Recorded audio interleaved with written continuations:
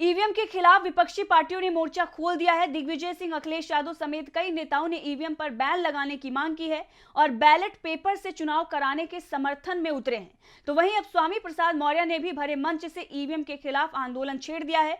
मौर्य ने साफ शब्दों में यह कहा है कि कुछ लोग ये कहते हैं कि मोदी जी जीत रहे हैं। मैं कहता हूं मोदी जी नहीं जीत रहे, ये ईवीएम का तिकड़म जीत रहा है। वहीं कांग्रेस नेता उदित राज ने भी ईवीएम को लेकर मोदी सरकार को घेर लिया है। तो चलिए आपको इस रिपोर्ट में दिखाते हैं कि कैसे ईवीएम के खिलाफ जन आंदोलन खड़ा हो रहा है। हाल में ही खत्म हुए विधानसभा चुनाव में बीजेपी को उम्मीद नहीं थी कि वो जीतेगी, लेकिन नतीजों में बीजेपी को विजेता घोषित किया गया, जिसके बाद ईवीएम में धांधली का आरोप लग रहा है। और अब ईवीएम पर हमला बोलते हुए सपा नेता स्वामी प्रसाद मौर्य ने ये कह दिया है कि कुछ लोग कहते हैं कि मोदी जी जीत रहे हैं। मैं कहता हूँ मोदी जी नहीं जीत रहे हैं, ये ईवीएम का तिकड़म जीत रहा है। क्योंकि 2022 उत्तर प्रदेश का असेंबली चुनाव हुआ तो 403 विधानसभा सीट में से 309 सीटों पर बैलेट पेपर वोटिंग में समाजवादी पार्टी आगे थी और भाजपा मात्र 94 सीटों पर ही आगे चल रही थी। तो ईवीएम मशीन में बीजेपी आगे कैसे हो गई? इसका मतलब ये है कि ईवीएम में कहीं ना कहीं कोई खेल किया जा रहा है।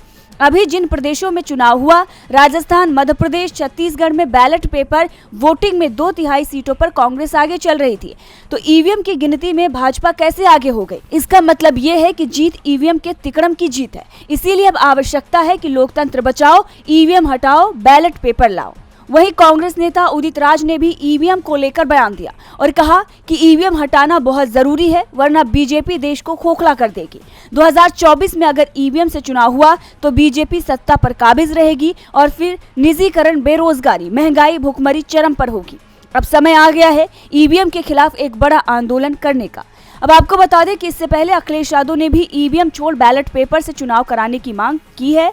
कमलनाथ के मीडिया एडवाइजर ने भी ईवीएम गड़बड़ी के आरोप लगाते हुए ये सवाल दागे थे कि जब मध्य प्रदेश विधानसभा चुनाव की काउंटिंग हो रही थी तब ईवीएम 98% से ज्यादा चार थी। ऐसा कैसे संभव हो सकता है? वहीं दिग्विजय सिंह लगातार सवाल खड़े कर रहे हैं, जिसके बाद बाकी नेताओं ने भी मुहिम छेड़ दी है। अब देखना ये होगा कि विपक्ष इस मुद्दे को लेकर लोकसभा चुनाव से पहले चुनाव आयोग पर कितना प्रेशर डाल पाता है और लोकतंत्र को बचा पाता है। डीबी लाइव की रिपोर्ट।